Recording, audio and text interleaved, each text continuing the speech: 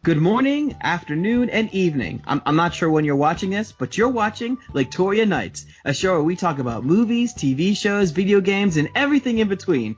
I'm Kevin, the hermit in training, joined by Andy, the outdoorsman, and CJ, the man who came back from the dead. Say hello, guys. Hey, guys. Shit, it's a zombie. So today we're going to continue talking about E3 and its highest and low moments. Hopefully you've been listening to our podcast on Laketoria.com. There we go into little details about the press conferences about Microsoft, Sony, and more. So click the link in the description to hear our reactions. So with that all said, we're going to go into the highlights. So the big question on my mind right now is, who won E3? By the skin of their teeth, I'll say Xbox. Okay, how come? With every other press conference, they kind of went according to plan, where Xbox is the only one that really surprised you. With the 5 new studios at the end where they put in that little punch that they're working on another Xbox. Every other press conference, and I'm not saying every other press conference was like worse than Xbox's or anything like that, but you knew what you were going to get from PlayStation, you knew what you were going to get from Nintendo, you knew what you were going to get from Square Enix, Ubisoft, EA, everything else like that. Xbox is the only one that had a big question mark, like what the hell do they have to offer? And then they're like 50 games, and it's like, oh, okay, 50 games you say, 18 exclusives. Wait, huh? This world premiere. Oh, okay. So I think Xbox, by their sheer element of surprise and the fact that they're being more progressive and aggressive with having more exclusive titles, I'd say they probably won E3. Okay. How about you, Andy? So my winner was actually Devolver Digital, but that's purely because I absolutely loved their spoof last year, and I love their spoof this year. If you hadn't actually watched it, it was absolutely ridiculous. They basically just ragged on every other company that promotes stuff at E3. They ragged on loot boxes and, all that sort of stuff. And it was really, really just good. I can't even call it tongue-in-cheek because it was really, really on the nose. It was just a great portrayal of some of the bad directions that the gaming industry has gone in the past. But if you want a real answer, I think Ubisoft stole the show for me. Okay. I think their presentation was just the perfect amount of well-placed fanfare because, I'm a huge Sony fanboy. You guys both know that. But things were really weird with the music. Like the musical guests, when they had the banjo, the bamboo flute was pretty okay, but even then it was still just kind of like, I don't know if anybody really got excited about that. Okay, all right, that's fine. You're getting into my territory, but go ahead. Ubisoft hit all the right notes for me. They opened up strong, and I think their presentation throughout the whole thing was just pretty rock solid all around. And from a minor publisher compared to the big 3, Ubisoft's by no means small, but compared to the big 3, I think they did a really good job of keeping up on that same stage as Microsoft and Sony and Nintendo without, necessarily having the fan base that would allow it to do so. Okay.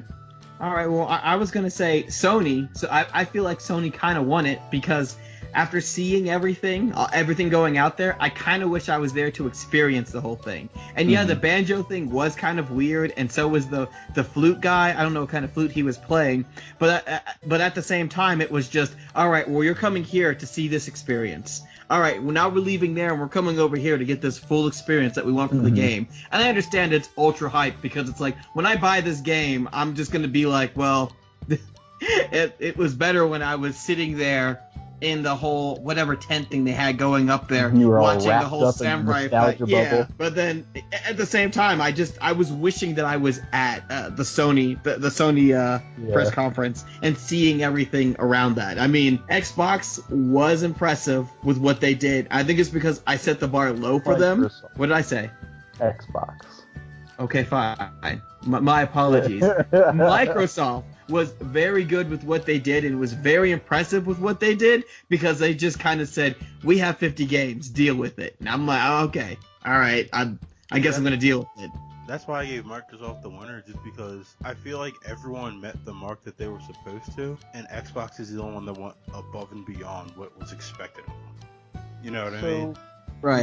My only issue with Xbox and the Microsoft presentation was that I feel like they didn't have good pacing for the Microsoft presentation. They hit you with those 50 games so fast that you didn't really have time to like take any of it in until they had someone come out and talk about any of it. But in all fairness, they didn't Square Enix you. Well, we'll get into that part. All I'm saying We're is, not bringing in the big disappointment. I feel, I feel like I would have liked Ubisoft's presentation if it wasn't for that stupid dancing panda. I'm like, nope, you're out. You're out. You're out. I'm not dealing with you. I'm not, Just Dance no, 2019. no, forget you, Just Dance 2019. I'm done with you. I thought I liked you, but I don't. I don't like anything that's going on this screen right now. That Hey, 6 minutes I want back. Ubisoft was definitely like a close second or third for me. Like I said, like everything at Ubisoft, I expected to be there. You know what I mean?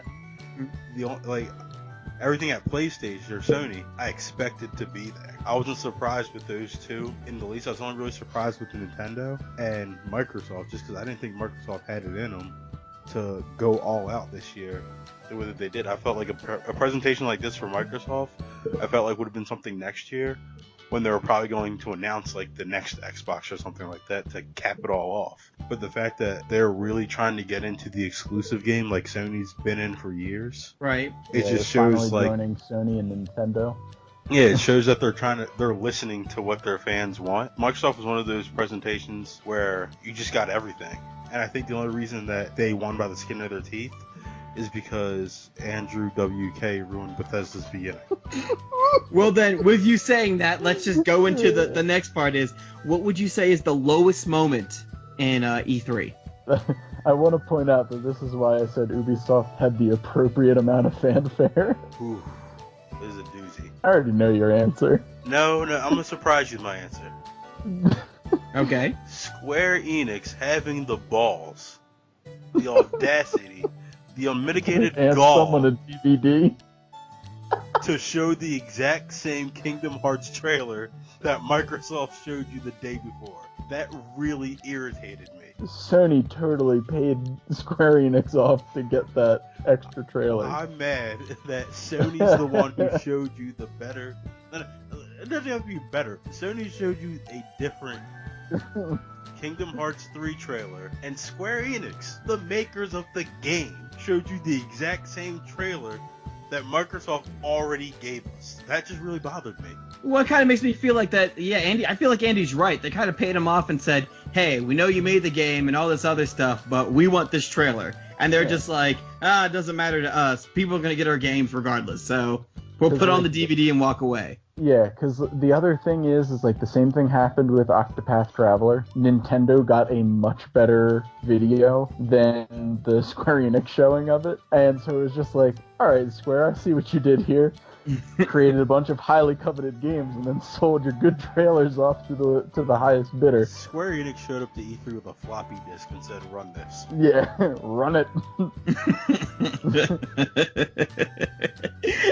Well, how about you, Andy? And What I would you say the lowest? I say that as a huge Square Enix fan, but I have to agree with you, CJ. That was really upsetting to see. It really did. And I know they don't have a big presence at E3, Yeah. but they could have at least gave you like some original trailers or something exclusive just for their event, rather than just recycling clips and saying, here you go. Just to change things up, to keep things interesting, I'm gonna go with EA.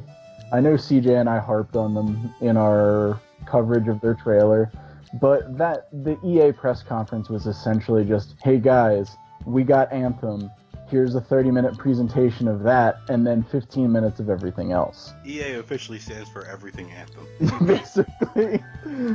But yeah, it was very disappointing from a company that had a few other games that I was very interested in. I didn't get nearly as much Sea of Solitude info as I wanted out of them. It was literally just, hey, like, here's a trailer. And that was it. Like, Okay.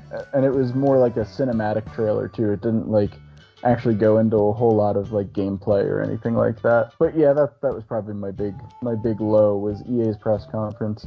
I was really excited to see the stuff about Anthem, and I was not at all upset with what I saw. They devoted a little bit too much of their time to it, I think. Okay.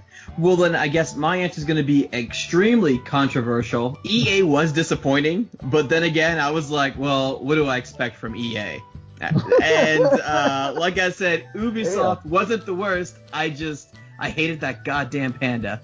But I was gonna say Nintendo. I was kind of disappointed with what I saw with Nintendo. Say Bethesda and Andrew No. Look. I had no beef with that concert with Andrew WK or whatever his name was. It was fine. It was just funny. It was just funny seeing the people going, "What are you doing? Why are we in this concert?" They all thought they saw a zombie because I swear I thought Andrew WK was dead. Like, I really didn't know he was alive. Every time it would cut to the crowd, they were all just sitting there deadpan. None of them had a reaction. None of them knew what to make of it. It's so good. But like I said, with Nintendo, I was kind of hoping I would get something like with Xbox or with PlayStation, but it kind of felt like they ran like a bunch of previews back to back, and then they're just like, okay, we know why you're here. And they just gave me like 15, 20 minutes on Smash Brothers. 24. I counted. I went back minutes. And checked. So it was just 24 minutes of Smash Brothers. 24 minutes of a 42-minute presentation. And I'm just like, Smash Brothers does look awesome now. It does look awesome, and I love the breakdown and everything of that. But I'm just like, well, why couldn't this be its own thing, or it's in between stuff when they show you like, oh, by the way, Dead or Alive 6 was announced. Here's all this stuff. By the way, Soul Calibur 6 was announced. Here's this stuff. You know, all the extra whatever stuff. That could have been a middle part. I'm like, well, what else do you have, Nintendo? And they're just kind of like, we don't need anything else. We know what we're doing. Yeah, and I mean, listen, that's not even the game that is making me go. That's not even the game that's going to make me go out and buy a Switch, Kevin. I saw the Demon X Machina trailer.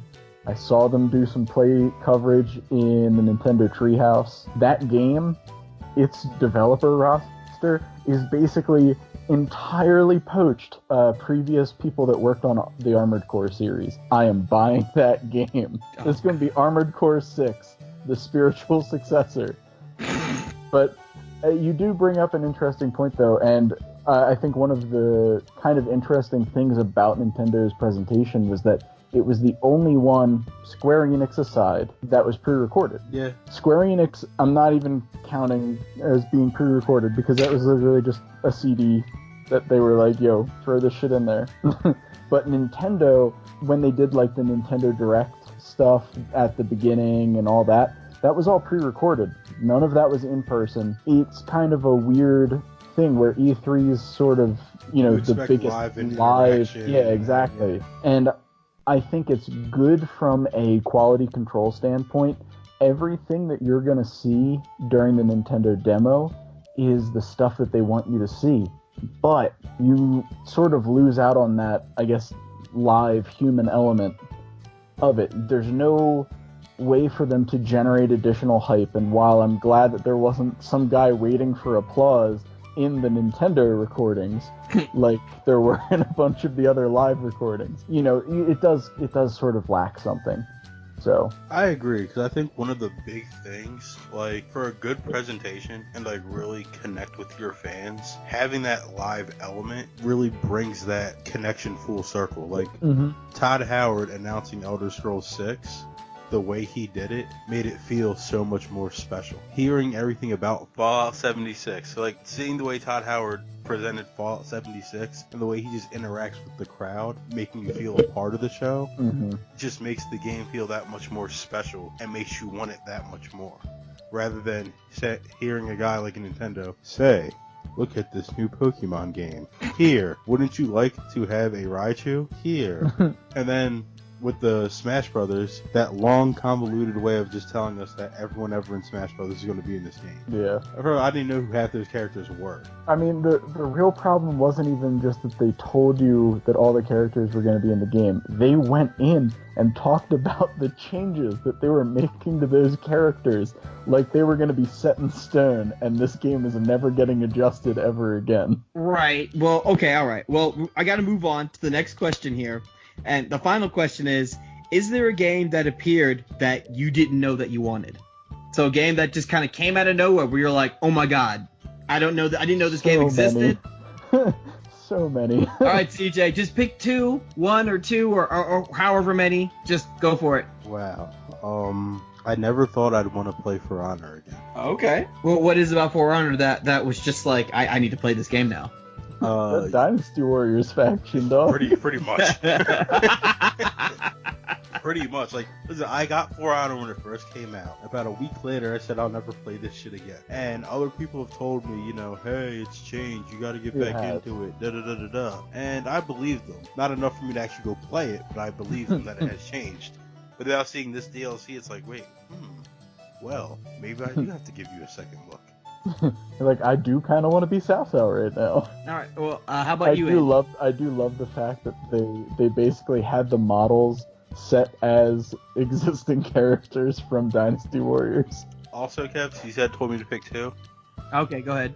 Fallout 76. But you knew Fallout 76 was going to be there. I knew it was going to be there, but I never thought I would say I'd want another Fallout before I wanted another Elder Scrolls. I always thought I could wait a few more years for another Fallout game. I wanted Elder Scrolls coming out this year or next year, but the fact that they came out with an online Fallout, I never really knew how much I would want that until I saw them do it. I'm so excited for that. Like, I know it's a bit early to be saying this, but we are definitely doing a playthrough of that on the channel. I'm calling it now. Yeah, it's happening. That shit's happening. Yeah. There's no way around it, Kevin. You're just going to have to deal with it. Oh, that's great. That's terrific. All right, what about you, Andy? So I talked about one of the games earlier, Demon X Machina. I had no idea that game was coming out. I don't even own a Switch. I'm going to buy one now because of all the good games that I saw that are coming out for it and a few other ports that are going over to it that I'm interested in. But Demon X Machina looks like it's going to be the spiritual successor to Armored Core. I've been waiting for a new Armored Core game for years, and this one's just like hyper stylized. It looks very, very good. I'm super excited about it. Sweet. And then I guess the other game that I didn't know that I wanted was Ghost of Tsushima. Oh yeah, that was an awesome trailer. I had no idea that was a game that was anywhere near production. But let me tell you this, that game is basically a PS4 Pro seller. Like, that game's sole purpose is to look gorgeous on PS4 Pro while you were, like, going around slaying people as this, like, badass samurai. Your trophy wife game. Yeah. It just looks good. Yeah. Well then, since I said two, my first one was going to be Jump Forces, because I had no idea that this game was just in the making at all, and I like to think of myself as a person that has his fingers on the pulse of the anime community, and I'm like, why didn't I know about this? No, I don't. I can't even name 5 animes right now, so that's just how terrible I am. And the second game was The Last of Us Part 2. I don't even know why I forgot about it or why I didn't think it was going. But when watching that playthrough, it felt like Tomb Raider. It felt like me running around, just seeing that thing going, crap, I gotta hide here. This guy's shooting at me. Now I gotta throw sand in this guy's face as I stab this one in the gut. Now I gotta pick up the gun. And now I'm hiding around. And I'm just like, I kind of really want this. I don't know why I forgot about this game. I'm like, okay, those are my 2 games that I want, were Jump Forces and Last of Us Part 2. Plus that trailer though, Kevin. Yeah, definitely. Does anyone want to play that Nose Baby game? No. What Nose Baby? Dead Stranding. Yeah. Oh, I don't. But I don't know how to feel about it. I can't get over the fact that the first thing you see in that trailer is a baby's anus. Yeah. I don't know. There's something about. Yeah. There's something about that game. Like the butt first, and then the baby spins around and gives you the thumbs up. The baby gives you a thumbs up in the trailer. Is that I need to know more about that game because it's like I don't know. I want to know what the fuck am I playing. Like I'm watching the trailer and everything, and I'm like, what's the point of this? Sometimes when an artist gets too artsy, you end up with something like this. I guess so. And Okay, they try to out art themselves. All right. Well, okay. We're gonna end the episode off here because we definitely went over time. Are there any final words or anything else about the E3? I understand it's E3. That's Any why final we're allowed words? to go over time. Any final words for the E3 highlights before we head out? Square Enix. I expect more than a DVD reel from you next year. That's if they come back next year. This was their first time back in 3 years, so maybe they won't be invited next year. Whatever. How about you, Andy? I'm buying a Switch. Cool. Join the dark side. Well then, that's all for us today. Please follow us on Facebook and Twitter. Be sure to like this video, subscribe to the channel. Thank you and good day or good night, depending on where you are. I'm just glad you're watching Kevin, this. On this show, it's always night. We're ending it on that. All right.